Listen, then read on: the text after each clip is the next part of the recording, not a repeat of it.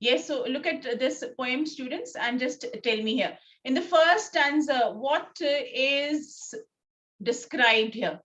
Let us look at the poetic devices. He stalks in his vivid stripes. What is the device over here? Personification, right? As the tiger moves around very boldly, very gallantly, very bravely, royally, majestically. There are so many adjectives that we can use to describe the beauty of the tiger. So here it is what? It is personification. The few steps of his cage. What does this show about the size of his cage? Is it big enough for it? Is it big enough for the tiger? No, it's not. Why? The few steps. In a few steps, the tiger is able to cover the space of the cage, right? On pads of velvet quiet. Where are these pads? On his feet. And because of the pads on his feet, he's walking very quietly, very softly, right? In his quiet rage. But what is there within the tiger? There is rage. What does rage mean? Yes, what does rage mean? Rage means anger. But how is it anger? It's quiet. So it is kind of a contrasting thing, right? So quiet as well as rage. So what do we call such a device? Two opposites in the same line. That is oxymoron. Okay, write it down please on your books, notebooks, wherever you are writing. Yes, OXYMORON, oxymoron. Okay, so in his quiet rage. He should be lurking in shadow, sliding through long grass near the water hole where plump deer pass. So where should he be? Lurking. Lurking means hiding. This is a word that shows movement, right? The movement of the tiger. How does the tiger move? Very quietly, very softly, so that his prey is not able to see him or hear him until it is too late. Lurking, hiding in the shadows. Sliding is also movement through long grass. Slide kaise, right? It's just going there very quietly through the long grass near the water hole. Why is the water hole important? Why is the water hole important? And why do you think the tiger goes near the water hole? What comes there near the water hole? The other animals, they come over there to drink water. And then at the right time, the tiger is able to pounce on these animals and catch them, prey on them. Yes? Where plump deer pass. Plump deer pass. So the plump, healthy deer pass, where they pass by. As they pass through the jungle, they stop over there, they stop at the water hole to drink. And in that time, the tiger is able to notice them and very quietly moves towards them, right? He should be snarling around houses at the jungle's edge, baring his white fangs, his claws, terrorizing the village. He should be snarling. Snarling is a sound word. Snarling, right? What do we call words that replicate the sound that they make? What is that device called? You have many words which are similar to the sound that is made. You have the buzzing of the bees. You have the hissing of the snakes, right? You have the roaring of thunder, the shattering of glass, the chattering of monkeys. All these are sound words. What is the term that we use for such words which are used in the poems? What do we use for them? It is called as onomatopoeia. What do we call it? Onomatopoeia. Yes? Do you know this device? What is onomatopoeia?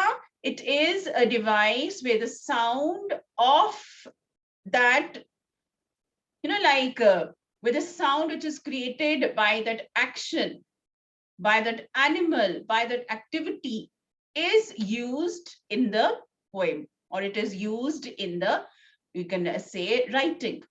Yes, whether it is in prose or whether it is in poetry. Okay, so onomatopoeia is the replication of the sound.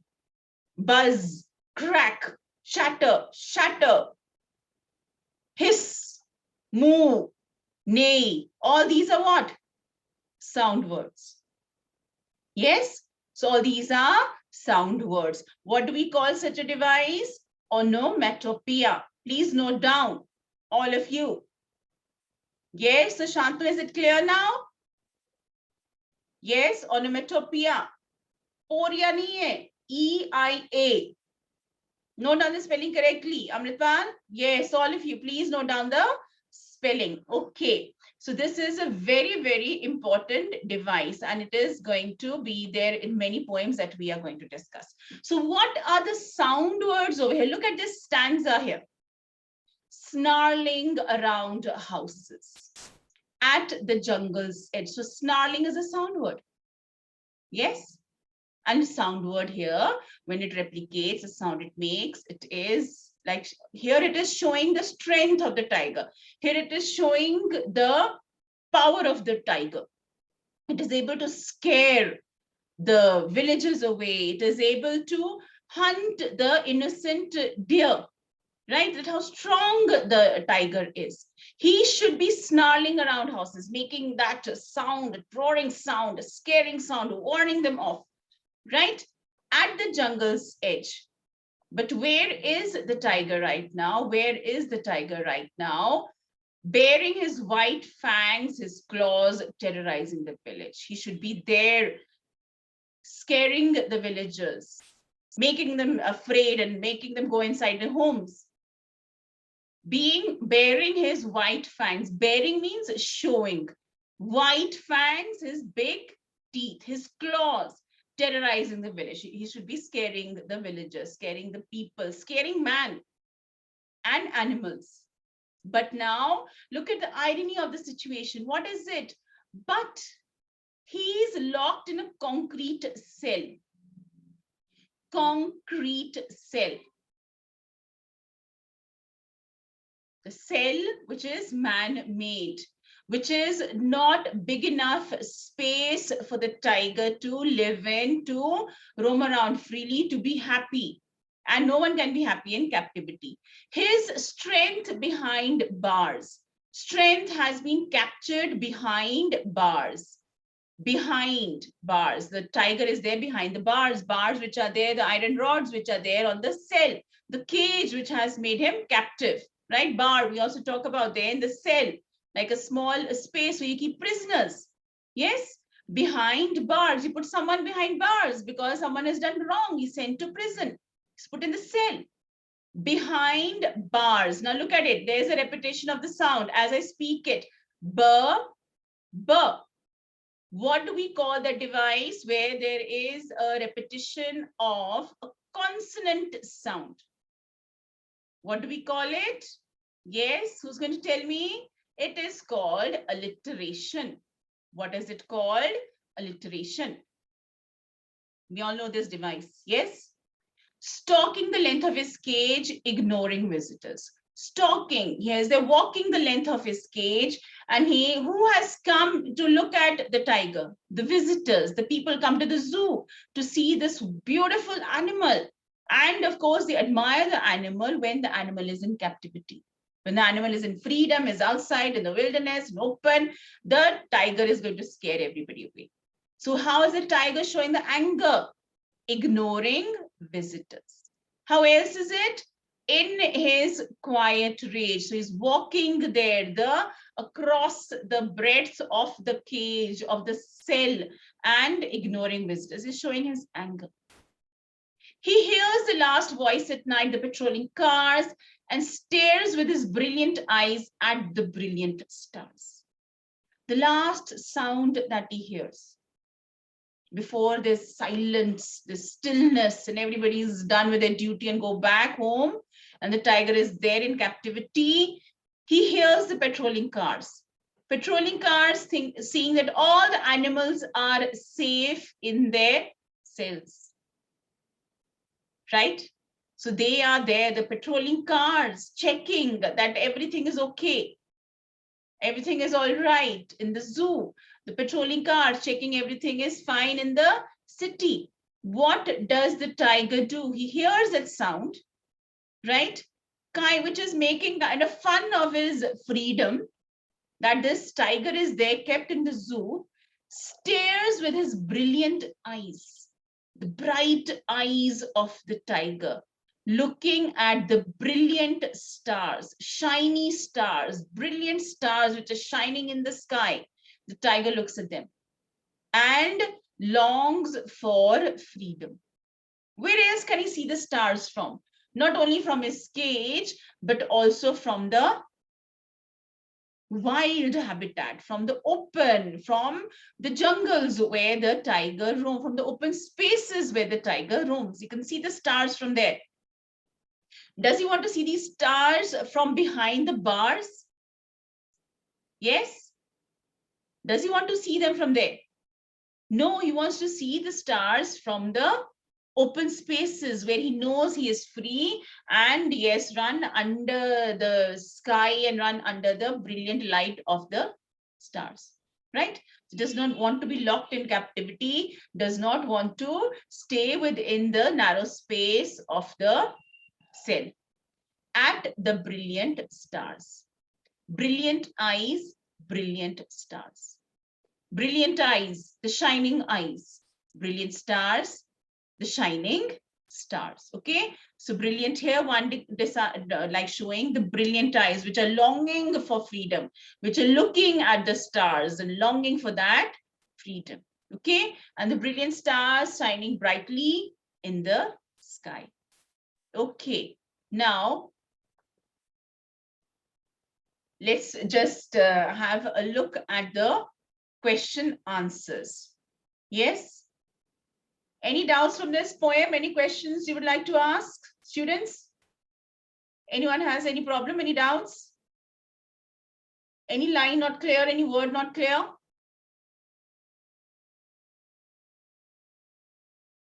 How do you think we have been, like in this pandemic now for more than a year, and you people have been at home for a long, long time. How does it feel to have your freedom taken away? Can you relate with the situation of the tiger? Yes. Can you understand what the tiger must be going through? Yes, Nishtha. Yes, we do understand. Right now, when you realize you can't go out, you are not as free as you were earlier, right? You have to be very cautious. So we understand the true value of freedom when it is taken away from us. So we can empathize with the tiger. We understand that the tiger should not be kept in spaces like that. Yes, Shantanu, right? Yes. So we do understand that, right? So do you think it is right to keep animals in the zoo so that people can look at them, see the beauty? Where then, what about animals here? If we don't have animals in the zoo, how will we look at them? How will we know what a tiger looks like, or what a giraffe looks like, or a bear looks like? How will we know that then? Yes. Which are the places where animals are kept? Yes, Shantanu is saying that in the zoo, the animals would be safe, they're not hunted. But if we make very strict laws, if we are there, yes, so that animals are not hunted and they're not poached for their skin or their teeth, right, their claws, I think so then also we can ensure that the animals could be safe, right? So here when we read this poem, do you understand the meaning of freedom? Right now, do you feel you're like a tiger in your room? Is it that you want to go out, but you can't? What happens when you can't go out? What feelings come in your mind? Yes? What feelings of helplessness? Yes? Because you can't change your situation. You get angry also. Do you get angry also? Yes, we do get angry. Many times. We feel helpless. because we can't. Yes, we feel sad also. We feel sad also that when are we going to get our freedom back? So it is here, these are the kind of feelings which you can understand, which you can empathize, that the tiger also goes through all these kind of. The tiger wants to be out in the wilderness, hunting deer, scaring people. You also want to be out in the open, playing with your friends. Yes or no? So these are the things that, yes, we realize here that, okay, look at these questions now.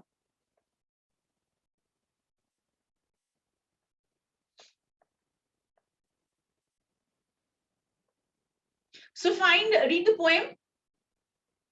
Find the words that describe the movements and actions of the tiger in the cage and in the wild. Arrange them in two columns. So we have, like velvet, quiet, stalking, snarling. All these words are there which show the movement of the tiger, right? Yes, so stalking is there, and lurking. These are the movement words. Yes. Now find the words that describe the two places and arrange them in two columns. Which are the two places that have been discussed over here? One is the zoo and one is the jungle, right? Or the wilderness, or the natural habitat of the tiger, right? Now notice the use of a word repeated in lines such as these. On pads of velvet quiet, in his quiet rage, stares with his brilliant eyes at the brilliant stars. What do you think is the effect of this repetition? Quiet, velvet quiet, silence. He's walking very silently. What else is there very quiet inside him? His anger. Stares with his brilliant eyes at the brilliant stars. The brilliant eyes, shining eyes, hopeful, longing for his freedom. Brilliant stars, the stars shining brightly in the sky, right? The night sky. So it's effect there. It is there showing the longing. It is there showing the feelings of the tiger. How it is controlling its anger. Now it is longing for its freedom. Okay. Yes. So these are there, like, of course, this is another poem that you can go through. And right here, as it is, these are the questions which are the textual questions. You can just go through them. I'll be sharing the questions which you have to do in your notebook.